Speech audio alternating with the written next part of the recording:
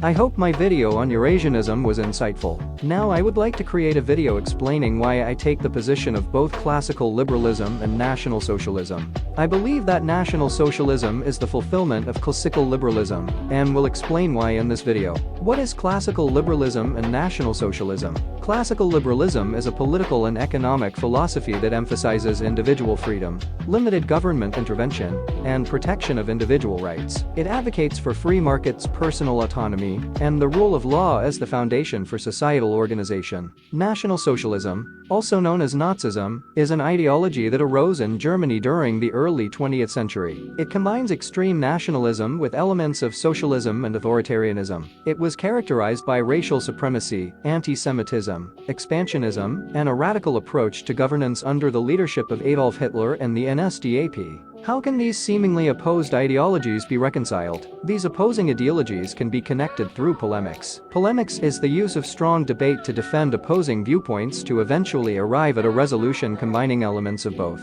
I will make a strong debate in an essay format to defend my position. Liberalism and National Socialism revisited. Liberalism is a tool. Like a wrench or a hammer, these tools have no teleology, meaning they don't have an end to themselves. You can use a hammer to pull out a nail or of course push it in. You can even use a hammer to break something or tape something if you so please. Tools can be used in various ways. Just because they've intended uses doesn't mean that one has to use it as such. Similarly, just because liberalism's intended use is for democratic, often plutocratic regimes, it does not need to be locked in. The common core of the liberal worldview presupposes simple things: private property rights, personal autonomy, rule of law, and of course equal rights. National Socialism has all of these traits, but encapsulated in a racialist framework. How exactly is National Socialism individualistic? National Socialism is individualistic because it guides the individual to self-actualization in the form of service. It negates the negative freedoms, freedom from things like commitment, gender and race, and reinforces positive liberty, freedom to serve, freedom to conquer, freedom to be bold. People need to understand that National Socialism was completely a product of the Enlightenment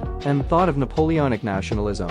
A quote by Richard Teeter explains it well. National Socialism was largely a product of 18th and 19th century values. Hitler saw how the fall of absolutism released powerful forces slumbering within mankind. But as the creative surge burst traditional bonds and restraints associated with the old order, it gave birth to doctrines that evolved independently of one another and were without historical precedent. Many will object that the individualism of someone like Stirner would posit that National Socialism is collectivism and not individualistic, but this only scratches the surface. Another quote by Leszek Kolkowski points otherwise. At first sight, Nazi totalitarianism may seem the opposite of Stirner's radical individualism, but fascism was above all an attempt to dissolve the social ties created by history and replace them by artificial bonds among individuals, who were expected to render explicit obedience to the state on grounds of absolute egoism. Fascist education combined the tenets of asocial egoism and unquestioning conformism,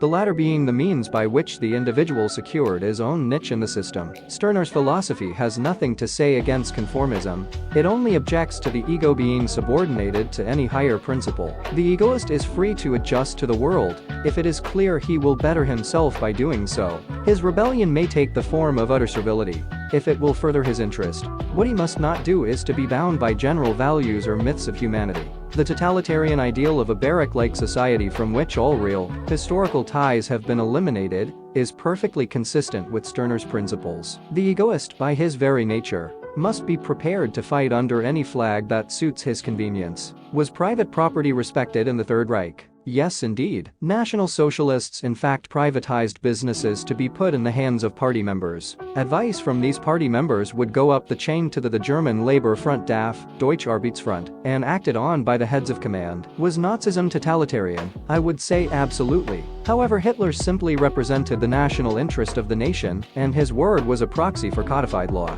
Obviously, no power could go against the national interest, but disagreement about demarcated policy was encouraged. In fact, in Nazi Germany, key government agencies were led by influential figures. The Schutzstaffel, SS, was overseen by Heinrich Himmler. while the Gestapo, secret state police, was initially headed by Reinhard Heydrich and later by Ernst Kaltenbrunner. The Reich Ministry of Propaganda was under Joseph Goebbels' control, while the Reich Ministry of the Interior was initially managed by Wilhelm Frick. Other notable figures included Hjalmar Schacht in the Reich Ministry of Economics, Joachim von Ribbentrop in the Reich Ministry of Foreign Affairs, and Wilhelm Keitel in the Oberkommando der Wehrmacht, OKW, responsible for military coordination. These individuals played pivotal roles in shaping Nazi Germany's policies and operations. These individuals often didn't follow policy to a T, simply adjust to their domain. Quote by Stalin about the difference here: "Neither Italian fascism nor German National Socialism have anything in common with such a Soviet socialistic society,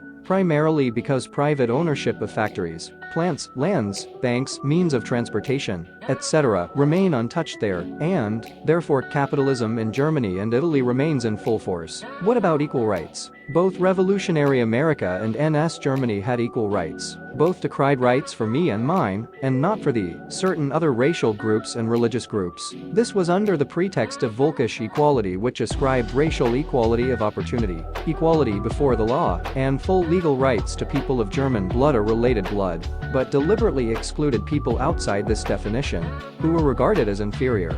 Isn't NS Germany anti-capitalist? Yes, this is generally true. Nazi Germany killed bankers, politicians, and capitalist employers. However, this is because Nazi Germany was anti-Semitic and anti-free market, not because it objected to capitalism as the private ownership of the means of production. As stated above, private property rights were respected, and companies were allowed to compete with each other. Volkswagen, BMW, Hugo Boss, etc. Aristocratic financiers were free to spend and stimulate the economy, as long as they were respecting national interest, and of Germanic descent. Duty-bound economics were the National Socialist Party's line of thought. As long as the economy cooperated with ideology, it worked. What about National Socialism being idealist and against materialism? This is half true. National Socialism is generally regarded as idealist, but had a material form for some things. For example, the idea of blood unboten had a material form, i.e., Lebensraum. Scientific racism also had a material form,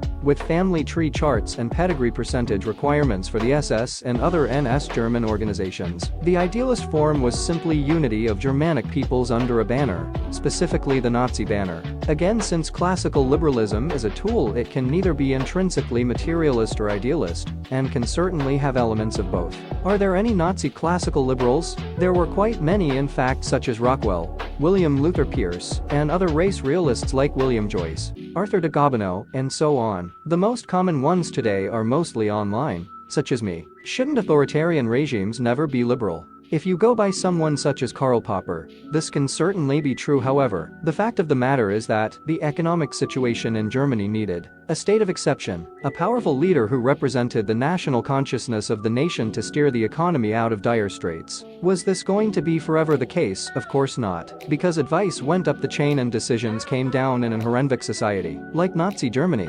Final segment. I hope you enjoyed this video about National Socialism and classical liberalism. The increasing lies about the overlap being non-existent resulted in its creation. Remember that classical liberalism can be an element of Nazism. It doesn't need to be, but works perfectly with it. I personally believe that the logical conclusions of National Socialism will make one a classical liberal. However, one can be a Nazi and have other economic strategies. I believe red-brownism is incompatible with NS theory, however, because communism represents death, and Nazism represents the willingness to go beyond life. It doesn't seek to replace the current system of things, but to go beyond it and keep some tradition.